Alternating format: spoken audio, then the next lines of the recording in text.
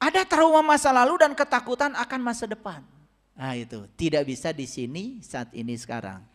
Punggung, tulang belakang. Saya ini bicara global ya Bapak Ibu ya. Jadi jangan nanya sama saya kalau mata kiri gimana. Nggak akan cukup waktu. Nu gede-gede lah ya. Sakit di dada dan jantung. Ya bengek. Ya asma ya. Ya sabang saning nu karar itu ya. Paham ya? Nah, sini. Ada yang suka dadanya kadang-kadang terasa ada tekanan gitu ya, sesek ya. Makanya kalau mandi itu saya diajarkan mandi Sunan Gunung Jati. Makanya kalau mandi itu ada upacaranya kalau saya. Kalau Sunan Gunung Jati itu mengajarkan ketika mandi itu pegang dada. Dadaku biar cahya ku Muhammadiyat. Ya ingsun sejatining manusia. Ana sukma mangan cahya, ana cahya mangan sukma. Sarining bumi, sarining buana. Ya Allah kang meleksa jege. Dadaku biar. Jadi ketika air itu kena dada itu, dadanya jadi bercahaya. Pernah dengar gitu? Pernah kan barusan? Ya. Ya kalian itu ya menghormati leluhur. Enggak. Ya. Betul enggak? Saya juga enggak ngerti ya. Leluhur bangsa lain diagung-agungkan. Leluhurnya sendiri enggak tahu. Saya pernah nanya orang Cirebon, pesan Sunan Gunung Jati apa? Enggak tahu. Padahal pesannya jelas. Ingsun titip tajuk lan fakir miskin. Tajuk apa? Tajuk. Ya tajuk itu masjid, musola. Tapi pesan beliau bukan sekedar itu. Bukan harus bikin masjid yang gede-gede di mana-mana kosong. Bukan. Titipan beliau itu adalah masjidnya Allah. Namanya Baitullah. Mana yang kata dalam hadis qudsi, langit dan bumi tidak akan cukup menampung zatku. Tapi kolbunya orang yang beriman, itulah tajuk. Jadi titipan Sunan Gunung Jati itu perhatikan tajukmu. Bukan yang di luar, yang di dalam. Baitullah sejati. Kolbumu. Jangan kotori itu. Biar kamu bisa tawaf, bisa itikaf, bisa ruku, bisa sujud gitu kata Quran. Makanya Ibrahim dan Ismail disuruh sucikan rumahku. Agar kamu bisa tawaf, bisa ruku, bisa sujud. Itu. Yang kedua. Insun titip tajuk lan fakir miskin. Tahu fakir miskin?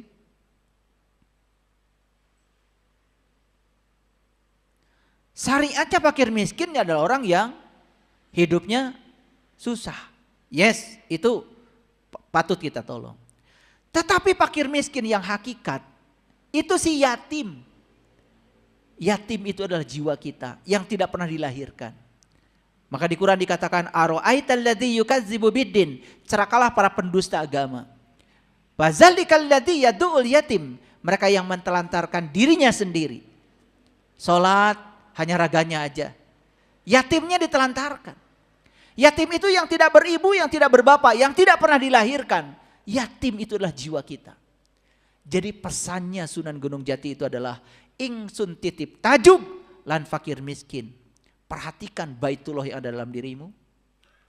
Dan jangan kau telantarkan jiwamu. Itu sebetulnya. Pernah dengar? Ya pernah barusan. Ya. Ada orang Cirebon sini?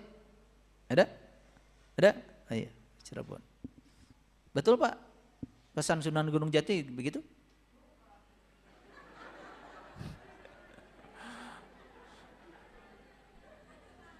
Makanya jangan ngaku-ngaku.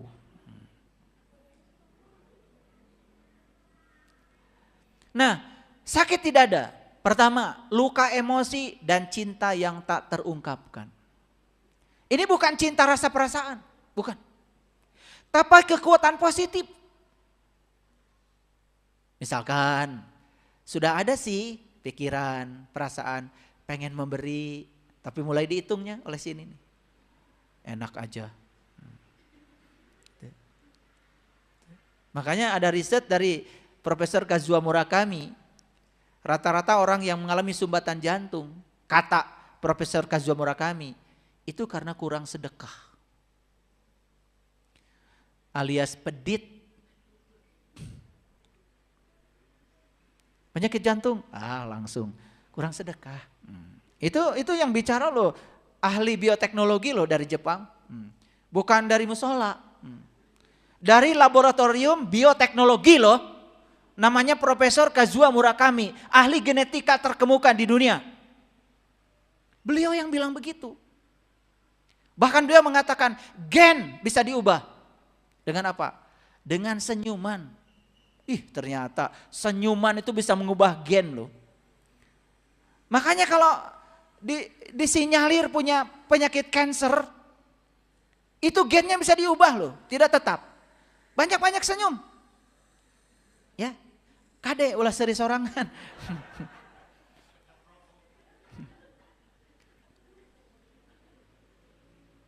Luka emosi dan cinta yang tak terungkapkan. Terlalu banyak mendem. Hati-hati itu. Kurang empati. Cintanya bersarat. Rajin ya apa ya? Bahasa Indonesianya apa ya? Ya. Sekalipun dia ingin mengungkapkan cinta, tapi cinta itu bersyarat. Nah, kalau orang yang cintanya bersyarat itu, aku begini karena kamu begitu. Harusnya aku begini bukan karena kamu begitu. Aku begini karena kamu begitu, itu bersyarat. Kan kalian suka begitu ya? Saya begini gara-gara kamu loh. Nah itu aku begini karena kamu begitu. Dan orang yang sudah selesai dengan dirinya sendiri, aku begini bukan karena kamu begitu. Gak ada kaitan dengan kamu. Itu urusan aku dengan diriku. Itu udah ngambil tanggung jawab itu. Itu udah level 200 tuh kesadarannya, udah masuk berani itu. Kurang empati. Orang yang dadanya sesak ya, jantung bengek. Kajenan. Apa ya bahasa Indonesianya? Gak peduli. Jadi mau tetangga susah, mau orang gak makan, mau anaknya gak sekolah, mau bajunya cumpang-camping, mau sepatunya basah. Padahal dia sebetulnya punya kemampuan, bodoh ting. Jantung ya, jantung. Perasaan kehilangan yang mendalam. Nah, orang yang punya perasaan kehilangan mendalam itu karena mencoba memiliki sesungguhnya yang bukan miliknya. Itu pasangannya sudah meninggal 10 tahun yang lalu. Ingat kene. Dalam perasaan kehilangannya. Karena tidak ada upaya untuk menyembuhkan dirinya. Coba kalau disembuhkan. Kan sebetulnya tidak ada milikku. Pasanganku juga miliknya Allah. Diambil sama yang punyanya. Ya sudah.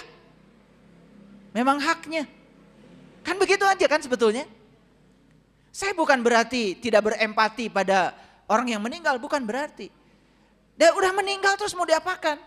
Diingat-ingat kayak mau hirup deh. Perasaan kehilangan yang mendalam. Punya uang 100 juta. Hilang itu. 10.000. Coba 100 juta dikurangi 10.000 berapa bu? 100 juta. Paham ya? Dihitung lagi kalian mah. 1 miliar dikurangi 100.000 berapa?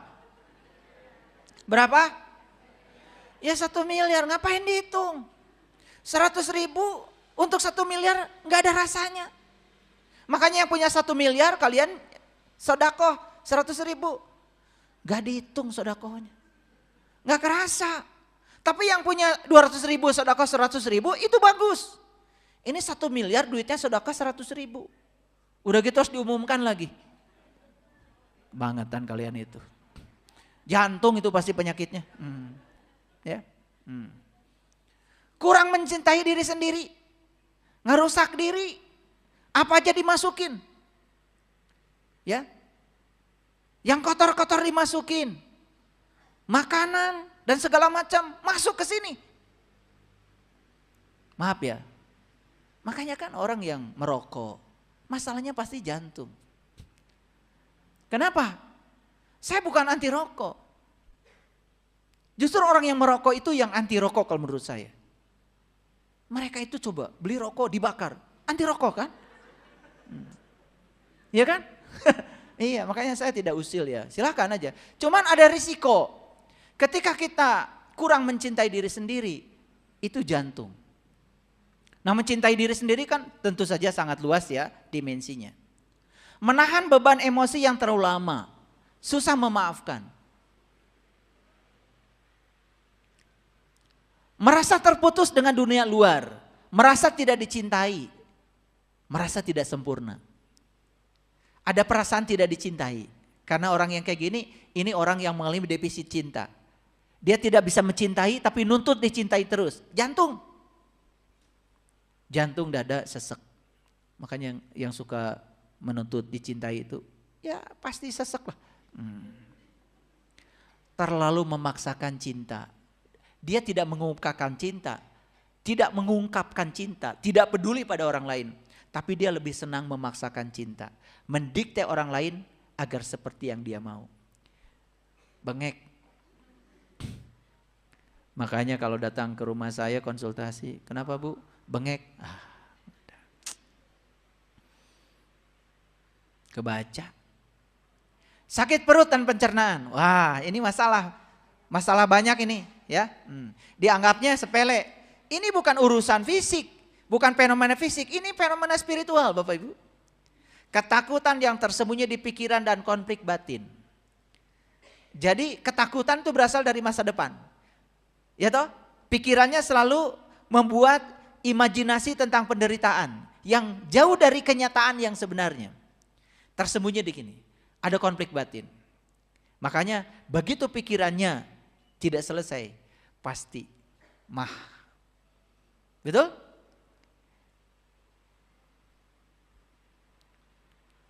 Gas, asam lambung naik, menekan ke jantung. Jangan dianggap sepele. Ya. Jadi kasus di mana asam lambung naik dengan mendadak itu termasuk ya sangat berbahaya dan itu bisa menimbulkan kematian. Tidak mampu mencerna pengalaman hidup yang terjadi. Nah ini, banyak pengalaman hidupnya tetapi tidak bisa mencerna. Tidak bisa menangkap pesan dari semua peristiwa. Itu pasti larinya ke urusan perut, lambung. Oke. Ada pola pikir yang kurang tepat yang menyebabkan selalu cemas. Makanya disitulah pentingnya Bapak Ibu belajar ngaji itu yang membentuk kesadaran. Karena kesadaran bisa membentuk pola pikir. Pikiran hanya bagian kecil dari kesadaran. Makanya kalau ngaji cuman baca ini, baca itu, ngerti enggak. Itu bukan ngaji Ibu Bapak, baca.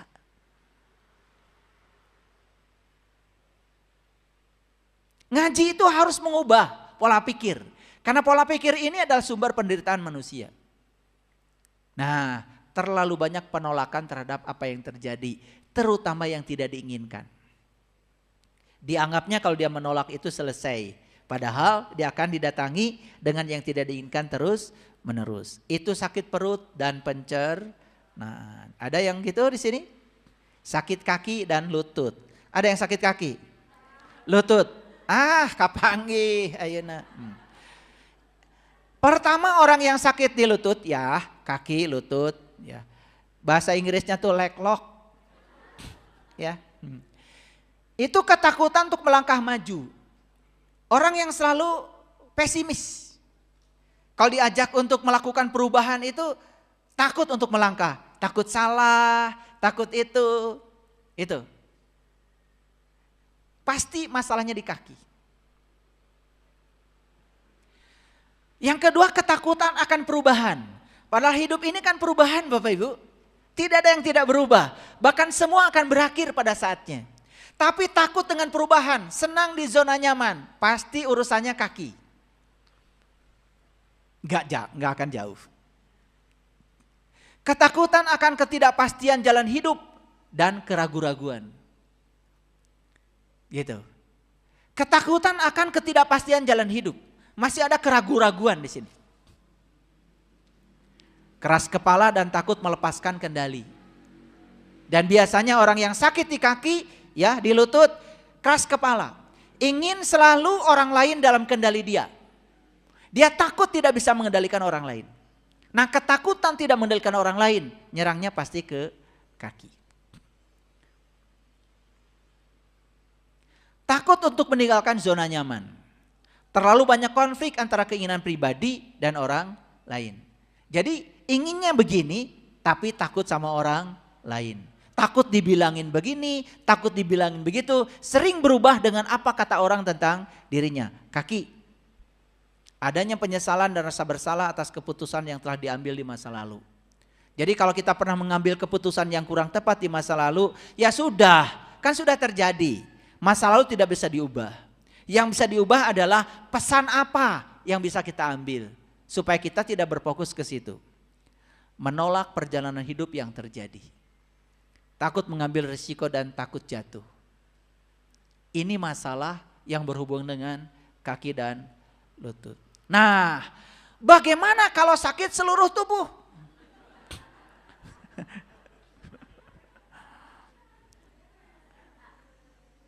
Gak usah diulang lagi ya. Ini kepala sakit, leher kaku, bahu kaku, punggung sakit, tulang belakang sakit, ya, perut sakit, dada sesak, betul nggak?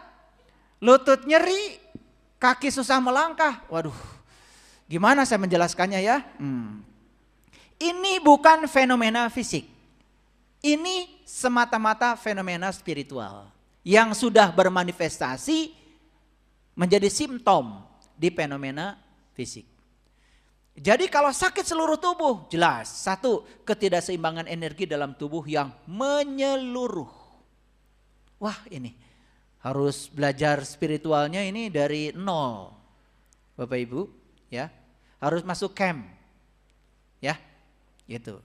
Saya jamin ya, kalau mau mengubah diri bisa. Bisa, ya. Tetapi tentu saja beda dengan yang sakitnya parsial. Ada ketidakseimbangan tubuh spiritual, tubuh intuisi, tubuh mental, tubuh energi, tubuh fisik. Semua tubuhnya bermasalah. Baik tubuh spiritual, tubuh intuisi, tubuh mental, tubuh energi, sampai ke tubuh fisik. Beban emosi, penyesalan, ketakutan yang mendalam. Mengabaikan diri sendiri terlalu lama. Terlalu lama itu. Mengabaikan diri sendiri. Tidak ada perawatan buat diri. Oke. Kehilangan hubungan dengan pusat jiwa. Tahu Ibu pusat jiwa yang adanya? Di mana adanya? Pusat jiwa itu ya semesta ini, jantung kehidupan kita. Jadi kita dengan Tuhan sebagai pusat jiwa itu tidak ada hubungan sama sekali. Kemarahan yang terpendam terlalu lama. Tidak bisa berdamai dengan diri sendiri. Ini sakit seluruh tubuh. Jadi Bapak Ibu, tubuh adalah kendaraan dalam hidup ini. Butuh perawatan? Butuh. Memerlukan perhatian yang khusus, baik secara fisik maupun mental dan spiritual. Makanya ada 6 dokter terbaik kata Steve Jobs. Satu adalah sinar matahari. Makanya kalau pagi-pagi ya sebelum kemana-mana berjemur. Saya makanya kalau mau ngaji aja ke sini, karena tadi pagi olahraganya di ruangan, saya ke atas dulu. Bukan berarti saya punya jalan eksklusif sendiri, bukan. Moyan. Berjemur di sana. Karena sinar matahari dokter yang paling hebat. Vitamin D yang gratis. Ya. Yang kedua, dokter terbaik itu istirahat. Terutama istirahatnya pikiran. Yang ketiga, dokter terbaik adalah olahraga. Olahraga enggak tadi pagi? Habis makan sahur, setengah bola, tidur. Bangun lemes. Kenapa? Pankreasnya capek. Kata pankreas, aku nggak sanggup, kata pankreas. Kalau gula sebanyak ini yang kamu telan, harus dirubah menjadi energi. Insulin nggak cukup mengubah gula menjadi energi. Kadar gula di darah naik, lemes. Baru masuk ke ruangan sini, baru dengar kajian sebentar.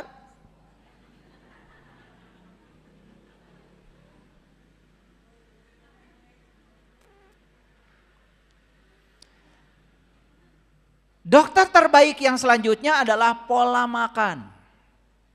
Diet yang seimbang. Dokter selanjutnya yang harus kita miliki adalah kepercayaan diri. Siapa yang mau percaya pada diri kita kalau bukan diri kita sendiri? Dan yang terakhir, dokter yang paling hebat adalah teman. Makanya penting dalam hidup punya komunitas. Makanya saya bikin komunitas namanya Bumi Spiritual Indonesia Berbadan Hukum. Kita ngumpul, sharing. Ya. Yang punya bisnisnya banyak, ini gak punya bisnis, saya kawinkan. Ada yang bisa mijit, ini sakit, saya kawinkan. Di komunitas itu semua bisa dipasang-pasangkan, sehingga menjadi kekuatan yang luar biasa. Ada yang ahli pertanian, yuk saya punya tanah, kamu bertani. Jadi ternyata teman itu penting, Bapak Ibu. Makanya kenapa Nabi Muhammad mengatakan salah satu yang bisa memanjangkan umur adalah silaturahmi. Menghubungkan kasih sayang. Jangan ada musuh. Harus banyak teman di mana-mana. Jangan dibatasi oleh agama, keyakinan. Apalagi baju. Berteman dengan semuanya tanpa batas. Saya ke Bali punya teman. Saya ke Eropa ada teman. Saya ke Arab ada teman. Kemana-mana selalu ada teman. Bahkan kalau mau ke Sukabumi kasih tahu saya ya. Saya bilang saya ke Sukabumi hari ini. Oh udah sibuk orang Sukabumi. Terkedah kolesteran. Betul nggak? Berkah itu luar biasa. Saya bilang saya mau ke Bogor, sibuk di Bogor. Saya mau ke Jakarta, sibuk di Jakarta. Ya sibuk aja. Nggak tahu sibuk apa, saya juga nggak ngerti. GR aja. Ternyata teman itu dokter yang terbaik. Ini malah mengasihkan diri. Nggak punya teman. Teman dibatasi. Ya, harus satu keyakinan. Keyakinannya pun harus keyakinan yang ini. Di luar itu salah semua, sesat.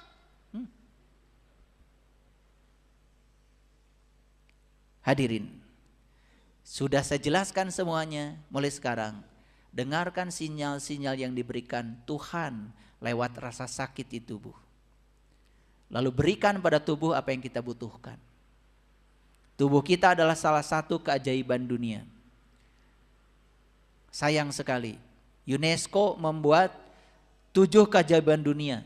Salah satunya Candi Borobudur. Bangga kita semuanya. Keajaiban dunia yang luar biasa yang sebenarnya adalah tubuh kita, buatan Allah. Di sini semuanya sudah ada. Semua kebutuhan tentangmu dalam hidup ini sudah ada di sini.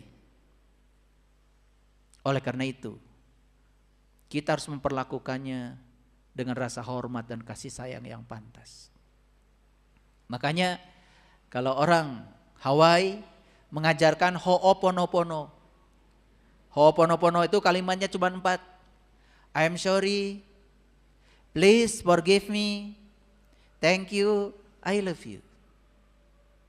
Peluk tubuh ini, kalau pagi-pagi bangun tidur.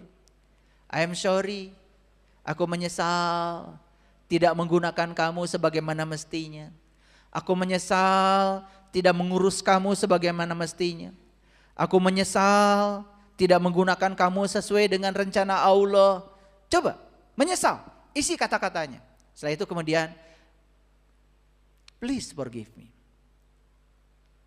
Maafkan saya ya, tuh. Maaf. Pernah nggak kalau Bapak Ibu habis marah-marah minta maaf sama mulut itu? Pernah? Pernah? Tambah monyong. Harus marah-marah itu coba minta maaf ya. Kamu sebenarnya diciptakan Allah bukan untuk itu. Aduh maaf, besok-besok gak ada lagi. Gak boleh lagi ada orang yang terluka ya sama kamu. Makanya ketika wudhu itu ya buang tuh ya kotoran-kotoran yang ada di lidahmu itu, di mulutmu itu. Ketika berkumur-kumur tuh jangan cuma kumur-kumur. Imajinasikan, keluar, buang itu. Kebiasaan marah, kata-kata kasar, apalagi menghujat orang. Orang yang suka menghujat orang itu gak benar wudhunya. Kumur-kumurnya diulangi itu. Tidak sadar saat kumur-kumur. Kalau dia kumur-kumurnya benar, harusnya saat membuang air itu, buang semua kotoran itu. Mulai sekarang yang keluar dari mulut kita hanya kata-kata damai dan mendamaikan. Itu kata Quran. Illa kilan salaman salama. Gak ada yang keluar dari mulutku kecuali ucapan damai dan mendamaikan. Jadi sumber cinta, sumber kedamaian bagi semesta. Keren. Dan yang ketiga, thank you.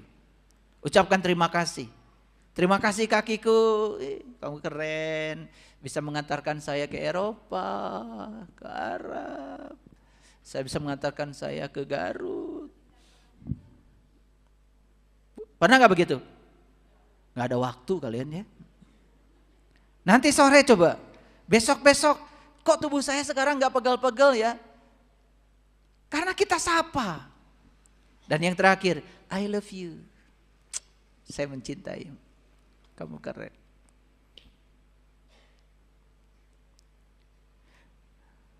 Bayangkan ya. Orang Hawaii yang ngajarin. Masuk akal kata-kata itu. Memiliki getaran yang luar biasa. I am sorry. Please forgive me. Thank you. I love you. Getarannya luar biasa. Maaf ya, kata-katanya nggak pakai bahasa Arab. Yang suka bahasa Arab silakan, saya nggak ngerti bahasa Arabnya apa. Kalian kalau nggak Arab kan nggak percaya.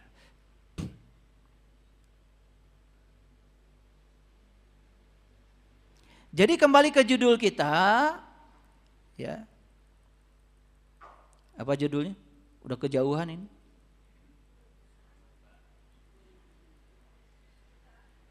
Menemukan yang suci di semua kitab. Hari ini fokus kita hanya fokus pada kitab hidup ini aja. Bayangkan ya kalau saya membahas air, membahas udara dan rahasianya, membahas planet. Wah, banyak gak kitab yang belum kita baca? Banyak. Ada batasnya? Gak cukup waktu kita membacanya. Tapi yang paling penting adalah yang dekat aja dulu. Jadi kajian ini sebetulnya gak tuntas. Karena kitab yang harus kita baca bertebaran di segala ufuk. Bahkan pada daun yang sedang jatuh pun ada pesan ilahi yang luar biasa bagi orang yang sadar. Terima kasih. Assalamualaikum warahmatullahi wabarakatuh.